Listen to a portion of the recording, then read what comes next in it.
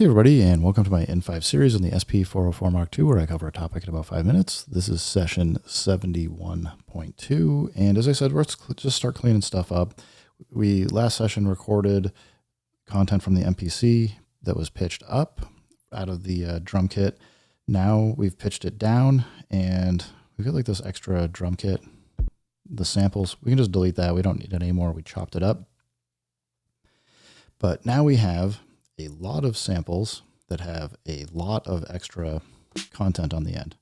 So to just get control of this, we're going to want to start chopping these things, these babies up.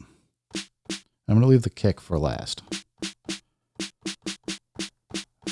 I actually don't mind getting a little bit of that old school kind of like just hard chop at the end. We gotta even get up to the start here. All right, menu, truncate. We're just cleaning these things up. They need some help. We want these to be as tight as possible. And to do that, I mean, I'm kind of visually doing this, but I also want to listen. Like, even though there's nothing here on the end that you can see, sometimes there's like extra, just a little bit more space. I mean, I think we can get away with just going right up to the start there. Let's zoom out. All right, let's do the start.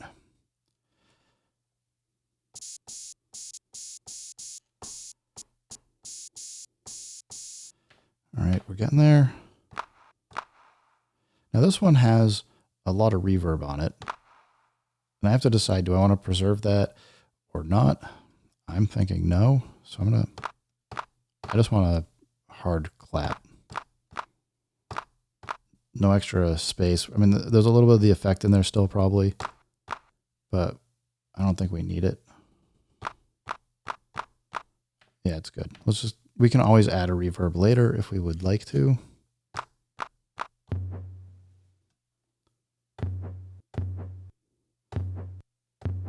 Now this one, I'm hearing a little bit of pop on the end.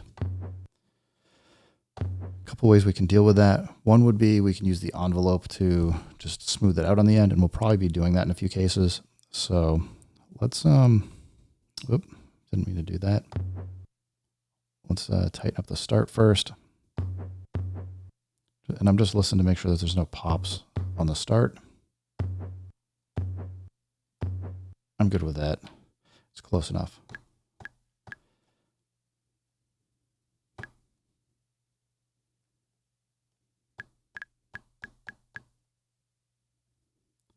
It will not let me get the end spot any closer. We must be hitting a minimum length for a sample, which I'm now curious what that is. So let's just go and shift enter. Apparently 1,000 samples is the minimum length, which is good to know. I should probably take a note of that. I'll do that maybe after the end of this video. I don't think I knew that before, although I probably should have tried to figure it out. Yeah, we don't do it. If we're trying to conserve time, we're going to really get in there. We'll see what we end up with. I'll have to count it outside of this, but all right. This gets us the bulk of these done. I know it has like just this sharp end, but again, I'm cool with it. We don't have very much sample time to work with, so we're truncating down. Now we got the kick drum. What the heck did I do? Okay. Actually, I turned the volume knob apparently on it. So this thing is a monster. It is very long, and I actually don't like kick drums that go on like this for most music. So I think we just need to tighten it up. And in this case, I'm okay with it except for the pop at the end. I'd rather keep it much shorter. So we're going to just truncate the end off, and we will fix up the start. All right, so we got this. I'm truncating it down. This is much, much smaller now. The problem, as you can see, is on the end. We've got the waveform isn't crossing a 0 point, We can try to dial this in. And there's also a snap to 0. I'm actually not going to use that because usually for kicks or things that have this much of a waveform change, you're still going to get a little bit of a pop. So what I want to do instead, we'll get close to the 0 point. Let's truncate it down and exit out. I'm going to go shift, pitch, and speed to get into the envelope. I just want a release that's like 1. And that's immediately making this drum sound much better.